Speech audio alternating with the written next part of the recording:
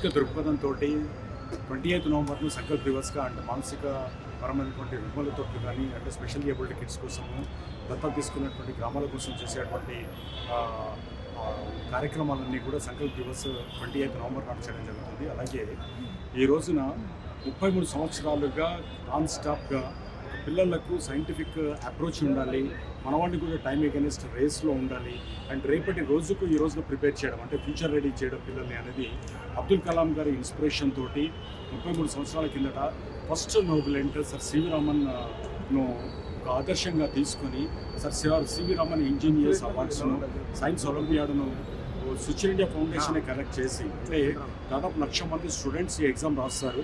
దాదాపు 500 సెంటర్లు, దాదాపు 490-500 సెంటర్లలో 1,00,000 మంది స్టూడెంట్స్ ఈ ఎగ్జామ్ రాయడం వల్ల వాళ్ళ లోపల ఆప్టికల్ మార్క్స్ రీడర్ అంటే డిజిటల్ దాంట్లో ఓవెల్ డార్కింగ్ ఓవెల్ సిస్టంలో పెట్టి ఒక గ్రామాలలో కూడా ఈ ఎగ్జామ్ని కండక్ట్ చేసి అందులో వచ్చినటువంటి టాపర్స్ని ఈ రోజున 450 మంది పిల్లల్లో ఫస్ట్ క్లాస్ నుంచి 10th క్లాస్ వరకు తెలుగు రాష్ట్రాల్లో అంటే అటు ఆంధ్ర కానీ ఇటు తెలంగాణలో ఉన్నటువంటి పూర్తిగా ఉన్నటువంటి అన్ని జిల్లాలకు సంబంధించిన ఫస్ట్ నుంచి 10th క్లాస్ ప్రతి క్లాస్లో ఫస్ట్ సెకండ్ ర్యాంకర్స్ను మనం పెట్టిన స్విచ్ ఇండియా ఫౌండేషన్ పెట్టిన ఎగ్జామ్లో టాపర్స్కి వచ్చిన వాళ్ళందరికీ కూడా ఈ రోజున ఇక్కడ అవార్డ్స్ ఇవ్వడం జరుగుతుంది, ఇంజనీర్స్ అవార్డ్స్ను.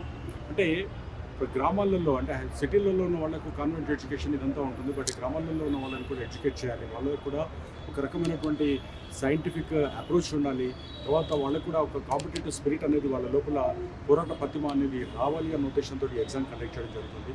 ఈ రోజున 450 మంది పిల్లలు 2 రాష్ట్రాల నుంచి ఇక్కడికి వచ్చారు. వాళ్ళు అటు శ్రీకాకుళం, విజయనగరం నుంచి మొదలు పెడితే ఇక్కడ ఆదిలాబాద్ దాకా ఉన్నటువంటి వాళ్ళందరూ అన్ని జిల్లాల వాళ్ళని కూడా ఇక్కడ చూడొచ్చు.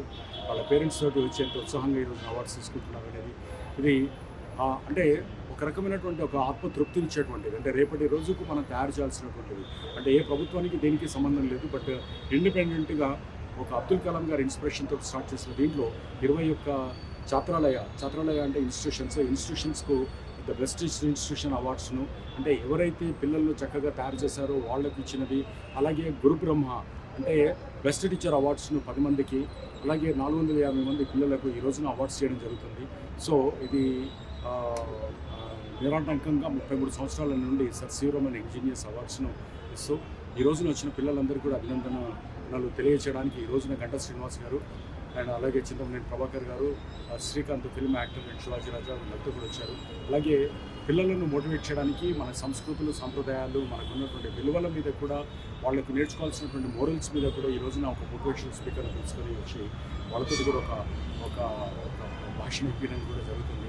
సో ఇది నిరాటంకంగా జరుగుతుంది. ఇలాగే మనం రేపటి రోజుకు తయారు చేసినటువంటి బాధ్యత ఒక ఇన్స్టిట్యూషన్స్ మీదనే కాదు, వ్యాపార సంస్థల మీద ఉంది, గవర్నమెంట్ మీద ఉంది అండ్ ఎన్జిఓస్ మీద ఉందని నేను భావిస్తున్నాను.